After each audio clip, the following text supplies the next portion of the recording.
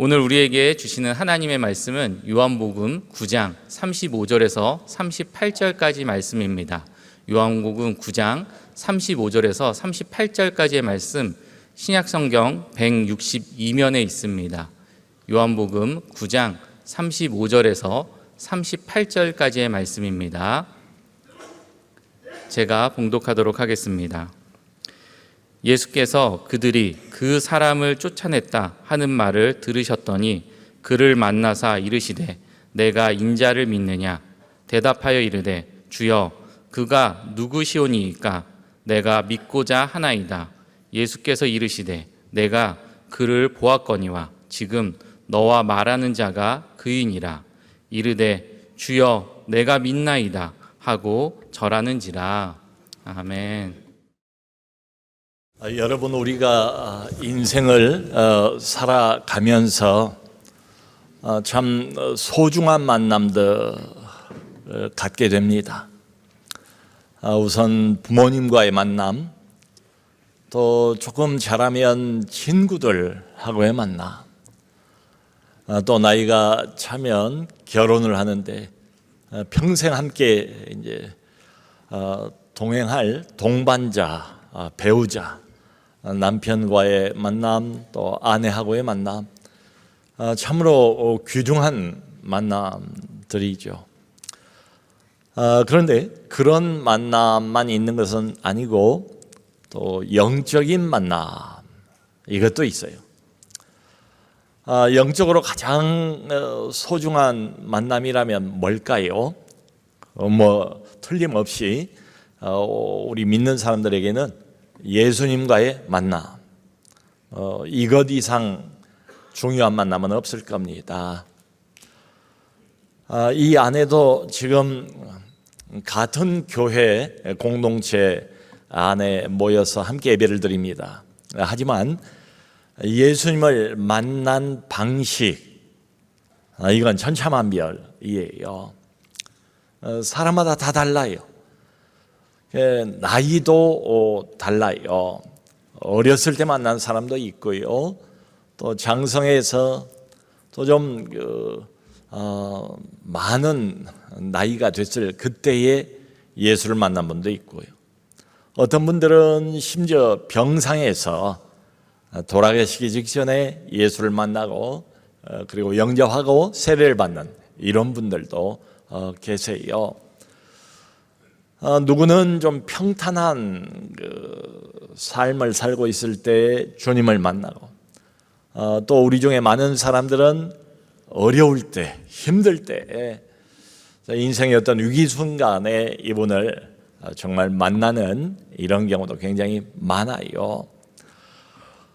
그런데 언제 만나든 또 어떤 방식으로 만나든 우리가 이분, 예수님, 우리의 주님, 이분을 만났다, 그러니까 그저 이론으로 아는 정도가 아니고요, 막연하게 어떤 소문으로만 알고 있는 그 정도가 아니고요, 이분을 정말 인격적으로 내가 1대1로 만났다라고 분명하게 이야기할 수 있다면 그럼 반드시 그분을 만난 어떤 시간, 또 만난 날 있을 거예요. 여러분, 바로 그 시간, 그날이 우리 인생의 터닝 포인트입니다. 그래서 오늘 우리가 스스로에게 던져봐야 할 질문은 나는 정말로 이분을, 예수님을 내가 만났는가? 인격적으로 이분을 내가 만났는가? 그 질문에 대해서 예스라고 대답을 한다면 그 사람은 다시는 돌아갈 수 없는 다리를 이미 건너온 겁니다. 예수를 믿고 신앙생활을 한다고 해도 우리가 완벽하지는 못해요. 하늘나라 갈 때까지 완벽해지지 못할 겁니다. 계속해서 발전은 하겠지만, 그럼에도 불구하고 예수를 모르고 그분과의 만남이 없었을 그 시절로 완전히 돌아갈 수는 없어요. 다시는 그렇게 살지는 못해요.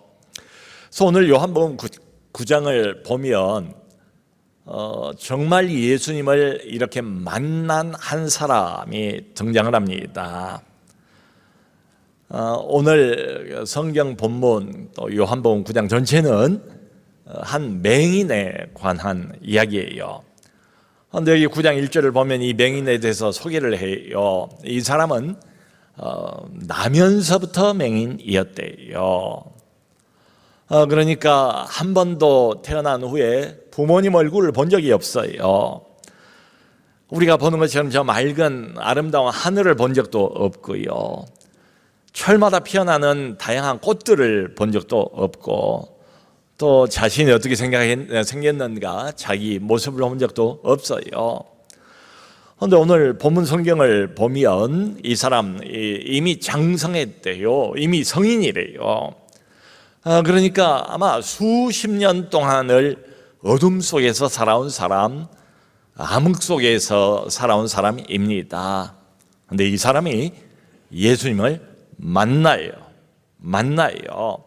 그리고 이날 이 사람의 인생은 완전히 뒤바뀌어지게 됩니다.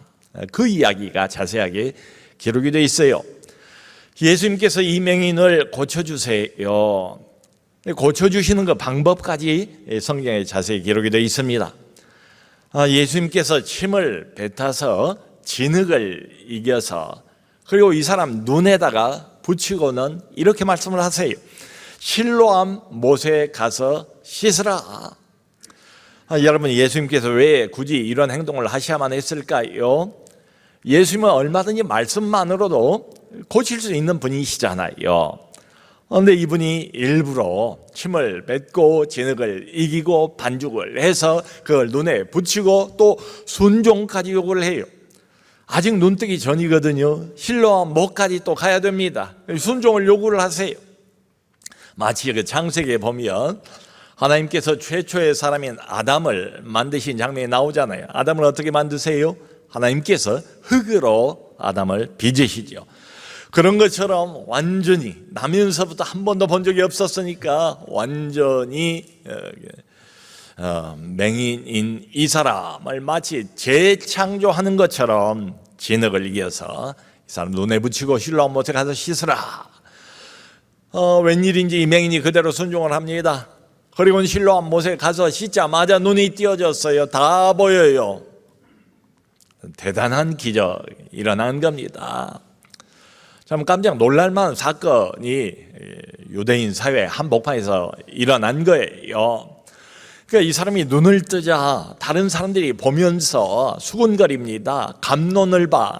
논쟁이 시작이 됐어요. 뭔가 하면 어떤 사람들은 그 날마다 거리에서 구걸하던 그 사람 맞나? 그 사람 맞다 그러고, 또 어떤 사람은 아니다, 비슷하게 생겼는데 그 사람이 아니다라고 말하고. 이 사람이 그렇게 말을 합니다. 이제 눈 뜬 맹인이 내가 그 사람 맞다. 어떻게 그러면 네가 눈을 떴느냐? 예수라는 사람이 나를 고쳐줬다. 그러면 정말로 이 사건이 하나님께서 일으키신 사건인가를 우리가 한번 판정을 해보자 하고 이 눈뜬 맹인을 종교 당국자들에게 데리고 가요. 그래서 종교 당국자들, 바리새인들이 이제 이 눈뜬 맹인을 앞에 놓고 신문을 하는 장면이 나와요. 누가 너를 고쳤느냐? 예수라는 사람이 고쳤습니다. 근데 이 예수라는 인물은 바리새인들에게는 좀 이게 부담이 되는, 싫어하는, 그리고 미워하는 그런 인물이에요. 이미 사이가 안 좋아요. 종교 당국의 권위를 인정하는 것 같지도 않고, 율법을 잘 지키는 것 같지도 않고, 또 자기들 자꾸 이렇게 비판하는 것처럼 보이는 예수님을 이 바리새인들은 미워했습니다. 그런데 그 예수라는 사람이 자기를 고쳤다고 이야기를 하니까 당장에 이렇게 반응을 보입니다. 공교롭게도 이 눈을 고친 이날이 안식일입니다. 안식일 날 고친다는 것은 이건 율법을 어긴 것이다. 안식일 날 아무것도 하지 말아야 되는데 안식일 날 굳이 병을 고치는가? 더군다나 예수님께서 그냥 고치신 것도 아니잖아요. 말씀을 고치신 것도 아니에요. 일부러 그러셨는지 침을 뱉고 반죽을 해서 눈에 발랐단 말이지요. 여러분 그 구약 성경 보면 안식일을 이렇게 지키라 하고 하나님께서 말씀하시면서 안식일 날 하지 말라는 게 몇 가지가 나와요. 근데 몇 가지에 불과합니다. 나중에 유대인 랍비들이 안식일 날 하지 말아야 될 구체적인 행동 사항들 이걸 금지 목록 39가지를 만들었어요. 그 중에 하나가 뭔가 하면 안식일 날은 반죽하지 말라. 그러니까 반죽을 해야 음식을 먹잖아요. 안식일을 할지라도 먹기는 해야 하잖아요. 그러니까 안식일 전에 미리 반죽을 다 해놓아요. 근데 예수님께서 진흙을 이겨서 마치 반죽을 하는 것처럼 율법을 어긴 것이다. 안식일을 어긴 것이다. 그러므로 안식일을 어긴 이 예수라는 사람이 하나님으로부터 온 자일 수가 없다. 이 사람은 죄인이다. 라면서 앞에 서 있는 눈뜬 맹인을 압박을 합니다. 그러자 이 눈뜬 맹인이 아주 기가 막힌 말을 해요. 뭐라고 하는가 하면 예수 그 사람이 죄인인지는 제가 모르겠습니다. 그런데 내가 아는 것 한 가지는 내가 맹인이었다가 지금은 본다는 사실입니다. 그러니까 이 맹인이 매우 겸손하게 지금 대답을 하는 겁니다. 예수 이 사람이 정말 죄인인지 아닌지 내가 그걸 논할 자격이 없습니다. 나는 많이 배운 사람이 아닙니다. 나는 바로 조금 전만 해도 눈이 감겨져 있는 맹인에 불과했습니다. 나는 신학 지식이 그렇게 많지 못합니다. 그런데 내가 분명히 아는 것 하나 있습니다. 그것은 예수라는 이 사람이 내 눈을 뜨게 했다는 사실입니다. 내가 전에는 맹인이었고 수십 년 동안 앞을 제대로 본 적이 없지만 지금은 모든 것을 다 밝히 본다는 이 사실입니다. 여러분 그러니까 다른 건 몰라도 내가 경험한 것은 분명하지 않습니까? 이것은 사실이지 않습니까? 예수라는 이분이 내 인생에 개입했다는 건 사실 아닙니까? 이분이 내 눈을 만지고 내가 그 이후로 눈이 떠졌다는 것도 사실 아닙니까? 그러니까 다른 건 내가 왈가왈부할 수가 없다 할지라도 내가 경험한 것은 부인할 수 없지 않습니까? 이것은 내게 너무나 분명한 사실 아닙니까? 객관적으로 다른 사람들도 다 보고 있지 않습니까?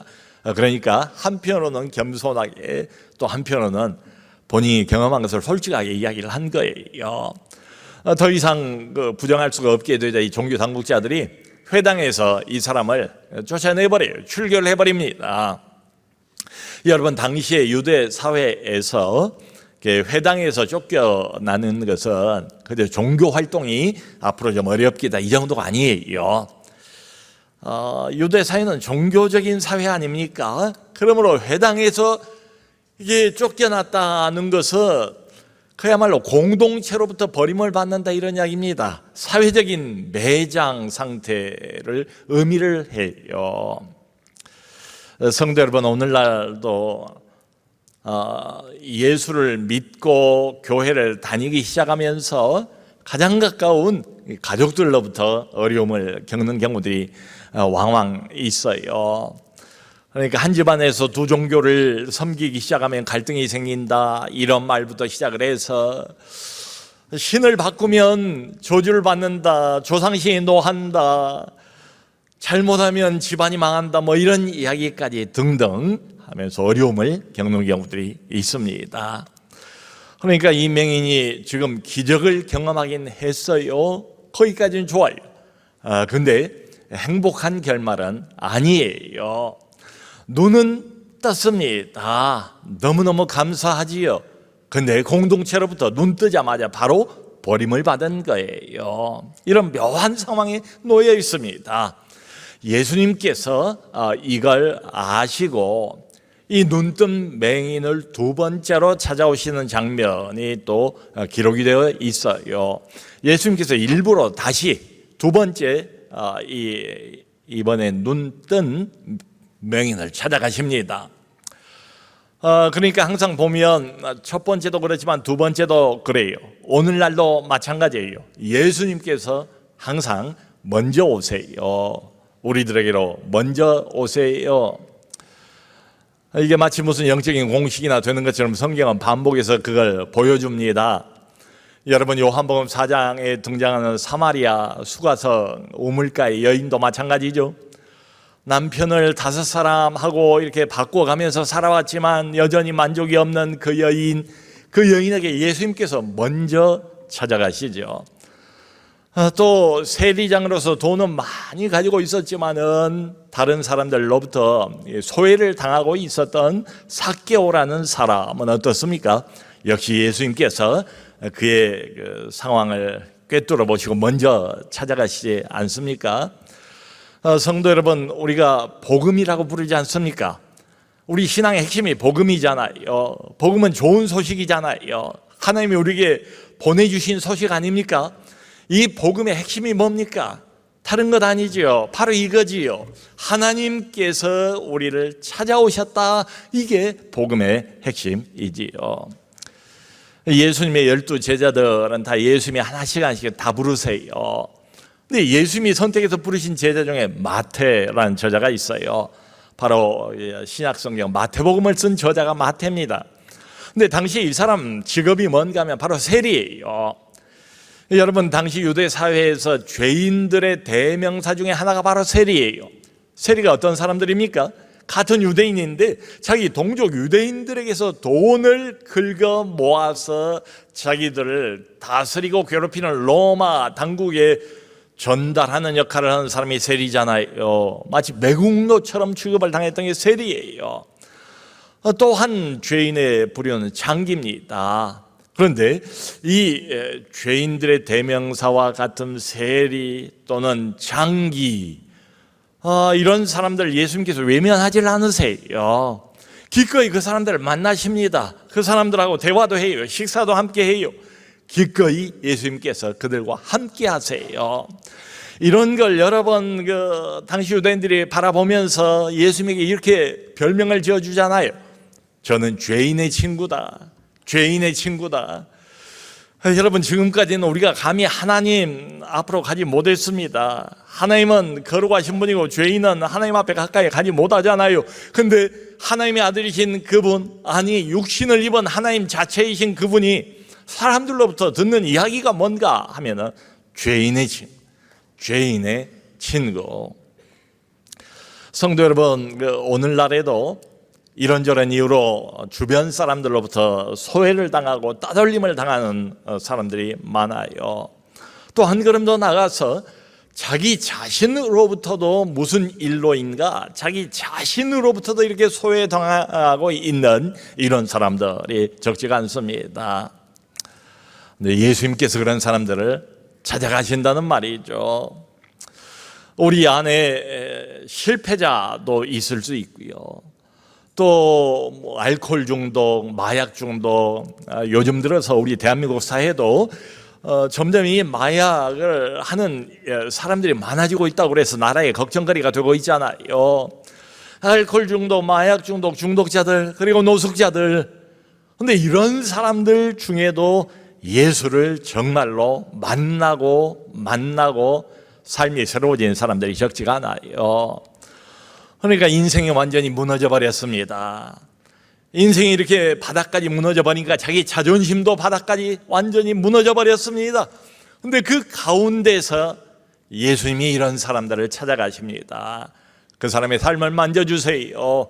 그리고 그 사람의 삶이 터닝 포인트를 맞게 됩니다. 새로운 삶을 얻게 되는 경우가 상당히 많습니다. 그러니까 어떤 경우에 세상은 또 사람들은 우리를 향해 손가락질할 수 있지요. 실패자다라고 조롱할 수 있겠지요. 그런데 그런 사람들을 예수님께서 일부러 찾아가셔서 이렇게 말씀을 하세요. 너는 하나님의 자녀다. 너는 하나님의 자녀다. 그러니까 예수께서 이 눈뜬 맹인이 공동체로부터 버림을 받았다는 소식을 들었대요. 그리고 난 다음에 이 사람을 만난 거예요. 여러분, 예수님께서 먼저 이 사람에 관한 소식을 들었어요. 그런 다음에 이 사람을 일부러 의도적으로 타이밍을 맞춰서 지금 만나는 거거든요. 이게 그저 우연히 일어난 일이 아니에요. 말하자면 예수님의 마음속에 다 기획이 되어 있습니다. 타이밍을 맞추어서 지금 눈을 뜨게 할 때 뜨고, 그리고 다시 두 번째 만나야 할 때 만나시는 거예요.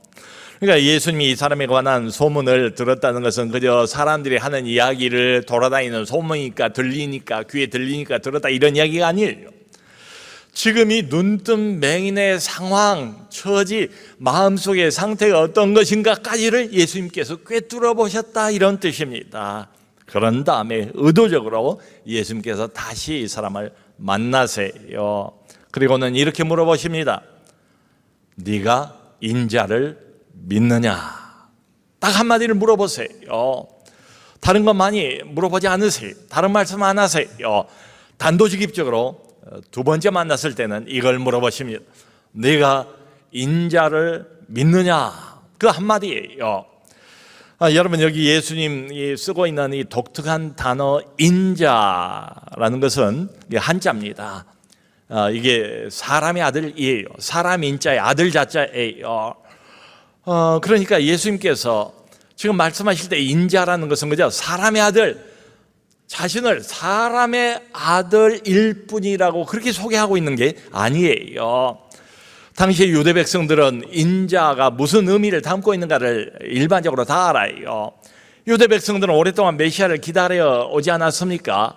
그러니까 이 단어 인자라는 특별한 단어의 의미가 뭔가를 유대인들은 상식적으로 다 알고 있어요. 여러분 예수께서 종종 사용하신 인자라는 이 단어는 구약적인 배경을 가지고 있어요.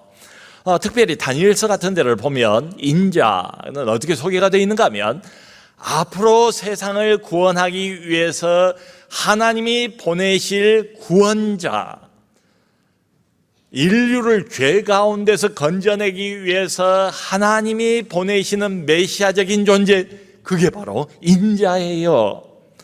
예수님께서 그 의미를 담아서 물어보시는 거예요. 맹인도 이게 무슨 뜻인가를 알아요. 그러니까 지금 두 번째 만났을 때 예수께서는 공동체로부터 쫓겨나고 가까운 사람들에게서 다시 버림을 받은 이 사람을 지금 위로하고 있는 게 아니에요. 눈은 떴는데 공동체로부터 금방 또 버림을 받다니 참 안 됐다, 얼마나 고생이 많니? 라고 예수님께서 토닥이면서 이 사람에게 무슨 격려를 하고 있는 것도 전혀 아니에요. 네가 인자를 믿느냐? 딱 한 가지를 요구하십니다. 이 사람에게 믿음을 요구하세요. 믿음을 요구하신다고요. 인자에 대한 믿음을 요구하세요. 여러분 이것이야말로 신앙의 핵심 아니겠습니까? 그러니까 우리가 신앙인이잖아요. 믿는 사람들이잖아요. 그러니까 신앙의 핵심이 바로 이거예요. 그러니까 신앙이라는 것은 그저 어떤 종교를 갖는 것하고는 달라요. 사랑하는 성도 여러분, 신앙과 종교는 다릅니다. 이 둘을 구별해야 돼요. 또 신앙이라는 것, 참 신앙이라는 것은 그저 교회를 출석하는 것하고도 또 달라요. 교회를 매주마다 정기적으로 출석하는 거 고맙지요. 거기서부터 시작을 해야지요. 근데 한참 시간이 지나가도 그저 거기에 머물러 버릴 수도 있어요. 참 신앙은 달라요. 거기서 그치면 안 돼요. 여러분, 네가 인자를 믿느냐? 요 한마디 질문이 무엇을 담고 있겠어? 무엇을 의미하겠어요? 바로 이분입니다.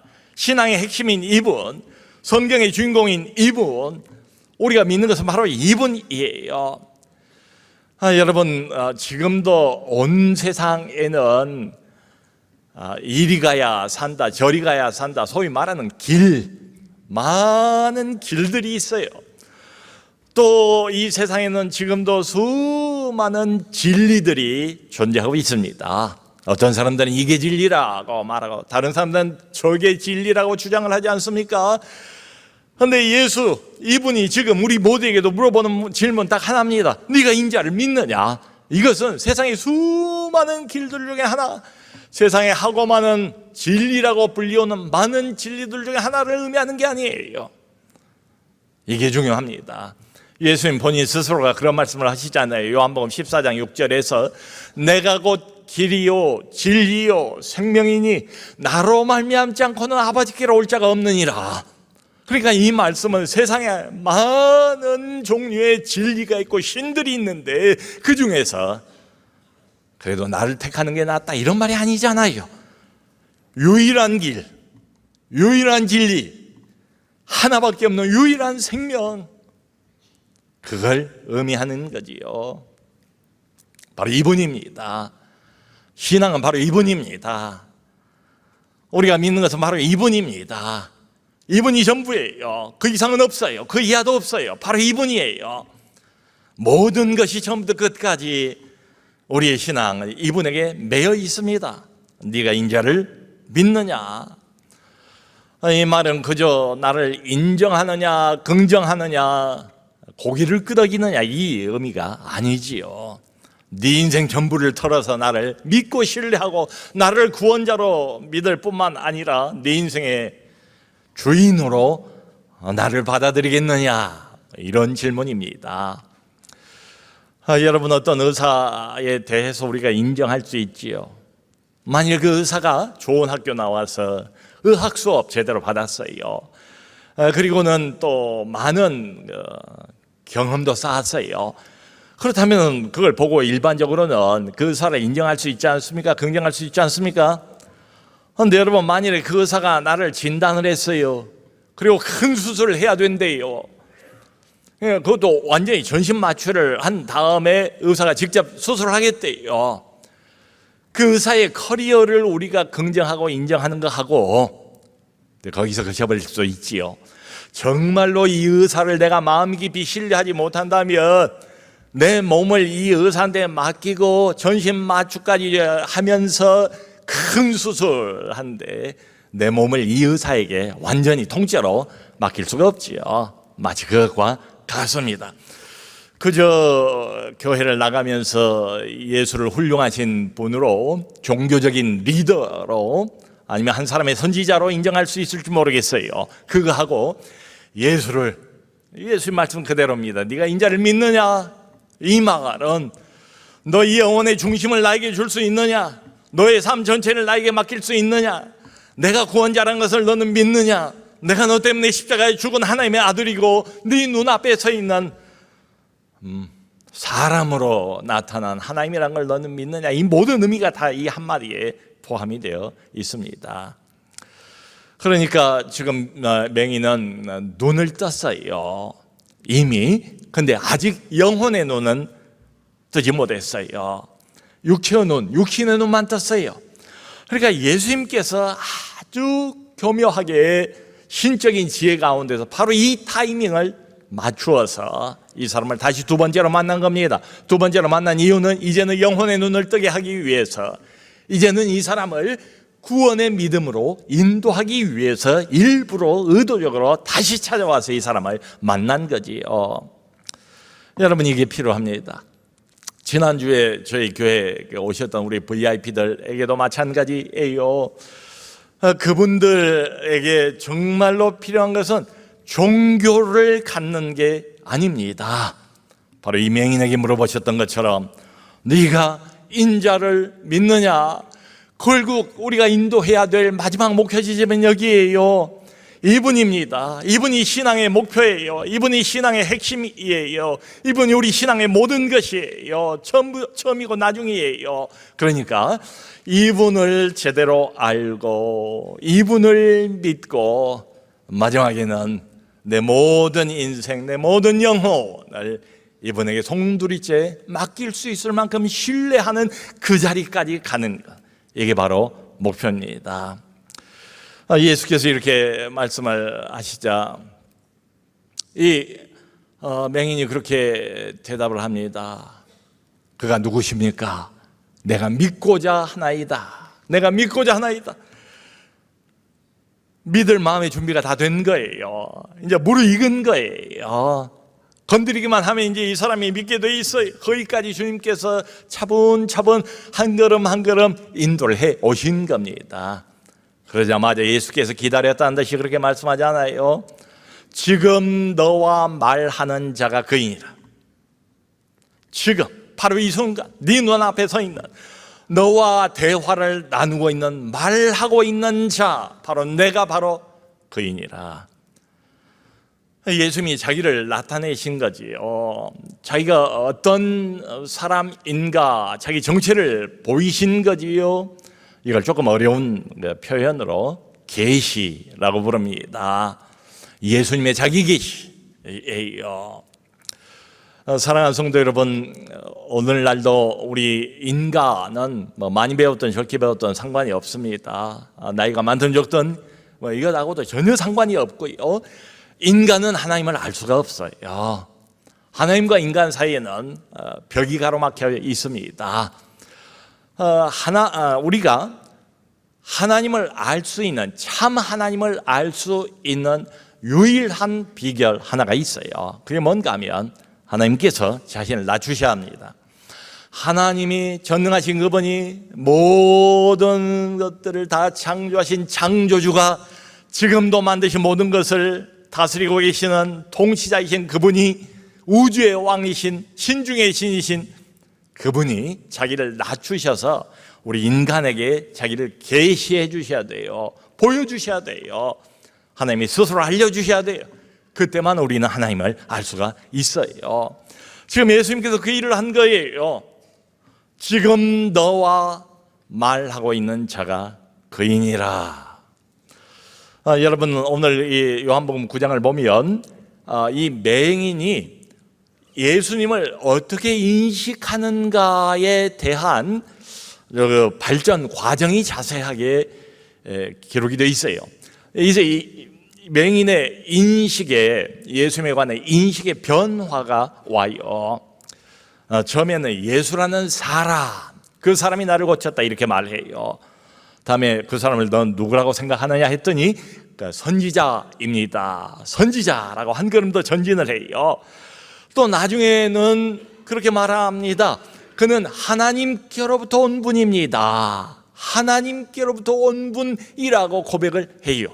그리고 지금 이 순간 이제 드디어 예수께서 지금 너와 말하는 자가 그이니라, 이 말이 떨어지자마자 여기 38절을 보면 이 맹인은 그렇게 반응을 보이지 않습니까?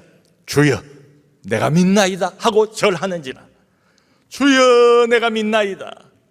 그리고 바로 엎드려서 절해요. 왜 절을 할까요? 왜 경배를 할까요? 왜 예배를 할까요? 이분에게서 신을 보았거든요. 이분에게서 하나님의 아들의 형상을 보았거든요. 이분에게서 하늘의 빛을 보았거든요. 이분이 그냥 사람이 아니고 사람 이상인 것을 보았거든요. 그것을 확신했거든요. 몸을 입고 육신을 입고 이 땅에 오신 하나님이신 것을 이 사람이 알게 된 거지요. 그러니까 이분 앞에 엎드려 경배합니다. 절을 합니다. 예배를 합니다. 여러분, 이게 마치 그 사진 찍을 때 이게 사진 초점 렌즈 초점을 맞춰야 하잖아요. 처음에는 초점이 안 맞으면 사람도 그리고 나무도 다 좀 이렇게 불투명하게 보이잖아요. 근데 이게 초점이 맞으면 어때요? 그때는 선명하게 보이는 것처럼 처음에는 예수도 희미하게 보일 수가 있어요.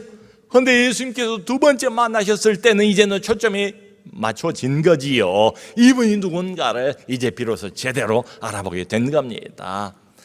여러분, 이런 것처럼 우리 신앙 성숙도 비슷해요. 그러니까 교회 나와서 한 번 예배 참석하고 설교 한 번 듣고 한 번 감동이 있었다고 해서 대번에 이와 같은 경지에 도달하는 것은 아닙니다. 일반적으로는 그렇지 않아요. 시간이 걸려요. 그러니까 계속 시간이 지나가면서 예수 이분이 누군가를 점점 알게 되고 믿음이 더해지게 되고, 그리고 마지막 순간에 지금 너와 말하는 자가 그이니라, 이 말씀이 떨어졌을 때에 인격적으로 예수님과의 만남이 1대1로 이루어졌을 이때에 내 영혼의 문이 활짝 열렸을 그때에 눈이 띄어졌을 그때에 바로 이분을 알아보는 거지요. 그리고 이분을 만나게 되면, 이분이 누군가를 정말로 알게 되면 우리는 그 앞에 모두 다 엎드릴 수밖에 없습니다. 경배할 수밖에 없습니다. 예배할 수밖에 없어요. 여러분, 지난주에 VIP로 어쩌다 한번 우리 교회 나오신 분들은 어떻게 했어요? 그냥 한번 나와서 좋은 기분 또 마음에 어떤 울림과 감동이 있었다 할지라도 그분들은 마치 이 눈뜬 맹인과 같지 않겠어요? 아직 인식의 변화가 필요합니다. 아직 더 가야 합니다. 여기서 멈춰서는 안 됩니다. 근데 정말 고마운 것은 성경을 보면 예수님께서 이 사람을 내버려 두지 않잖아요. 다시 찾아오시잖아요. 구원의 믿음으로 인도하시잖아요. 마찬가지입니다. 예수님께서 어떤 사람을 선택하시면 내버려 두지 않으세요. 다시 찾아오세요. 우리는 관심이 없고 우리는 포기한다 할지라도 예수님이 그분이 우리를 포기하지 않으세요. 그래서 자꾸 이분이 찾아오십니다. 참 믿음을 가질 때까지. 제가 최근에 어떤 집사님 그 간증을 들었어요. 이분이 남편을 위해서 16년 동안을 간절히 기도를 했답니다. 참 그 덕분에 아직 자기 믿음은 뭐 별로 없는 것 같은데 부인 따라서 교회를 다니기 시작했대요. 그래서 교회에서 하는 무슨 성경 공부 프로그램에 등록을 했는가 봐요. 근데 성경 자체를 이렇게 읽는 프로그램이었던 것 같아요.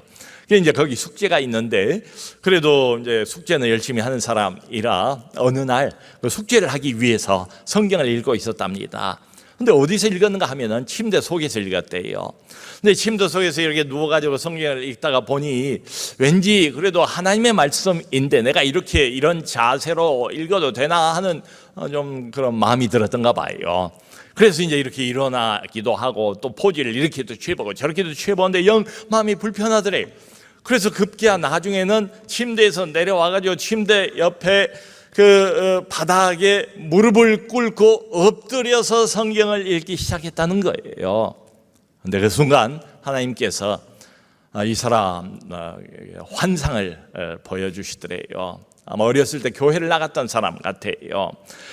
아주 어렸을 때 자기가 화상을 크게 입었답니다. 그러니까 그 어린아이가 아프고 뜨겁고 괴로워하던 그 장면을 보여주시더래요. 그러면서 그때도 내가 너와 함께 있었다. 그리고 이제 조금 더 커서 그 예전에 그 엄마가 이제 반찬 같은 거 할 때 그 가게 가서 두부 한번 사와라 이런 때가 있잖아요. 제가 한 6살쯤 7살쯤 되었을 때에 심부름을 간 거예요. 애가 두부 사가지고 오는데 그 골목이 이제 어둑어둑하고 무섭잖아요. 그러니까 이제 당시 교회를 좀 다녔던가 봐요. 그러니까 배웠던 찬송 예수 이름으로 승리를 얻어 그 찬송을 막 부르면서 집으로 뛰어오던 그 장면을 보여주시더래요. 그때도 내가 너와 함께 있었다. 그리고 그 뒤에 그 유학을 가려고 했는데 군 문제 때문에 걸려서 유학을 가지 못했던 낙심했던 그걸 보여주시면서 그때도 내가 너와 함께 있었다. 그리고 이제 한참 뒤에 직장을 들어가서 이제 중국으로 파견을 나갔는데 당시만 해도 중국의 그 위생 환경이 너무도 열악해서 밥을 먹는데 밥에서 쥐똥이 나왔대요. 그런데 그 장면까지를 보여주시면서 그때도 내가 너와 함께 있었다라고 말씀하시더라고요. 그러니까 모든 어려운 순간에 나는 하나님의 하자에도 관심이 없고 나는 도무지 이런 문제는 나하고 상관이 없다라고 생각했던 그때에 근데 무지무지하게 어려웠을 그때에 인생의 고비고비 어려운 순간마다 내가 그때도 너와 함께 있었다. 그 하나님의 메시지를 받고 난 다음에 뭐 대성통곡하고 진심으로 회개하고 그때부터 예수 앞에 엎드려 절하고 참 믿음을 가지게 됐다는 겁니다. 사랑하는 성도 여러분, 이런 믿음의 자리까지 하루아침에 오지는 않습니다. 일반적으로 하루아침에 오지는 않아요. 시간이 걸려요. 그러니까 한 번 우리 교회에 나오고 두 번 나온 우리 VIP들 오늘도 나왔을지 모르겠어요. 그분에게 우리 모두가 다 지속적인 관심을 가져야 돼요. 예수님의 마음을 가져야 돼요. 한 번 만나고 눈 떴으니까 끝이다 이게 아니잖아요. 이분의 궁극적인 관심은 결국은 믿음의 자리까지 이르는 거잖아요. 영혼의 구원을 얻는 거잖아요. 이분 예수를 하나님의 아들로 알고 그 앞에 엎드려 절하는 거잖아요. 경배하는 거잖아요. 그 자리까지 인도를 해야 되지 않겠어요? 그래서 계속해서 기도해 주시고 계속 관심 가져주시기를 바랍니다. 그리고 우리 모두의 신앙의 핵심, 우리 신앙의 출발, 우리 신앙의 마지막 바로 이 맹인 여기 38절에 나온 것처럼 주여 내가 믿나이다 우리 모두 그렇게 고백하는 우리가 될 수 있기를 주 예수 그리스도 이름으로 축원합니다.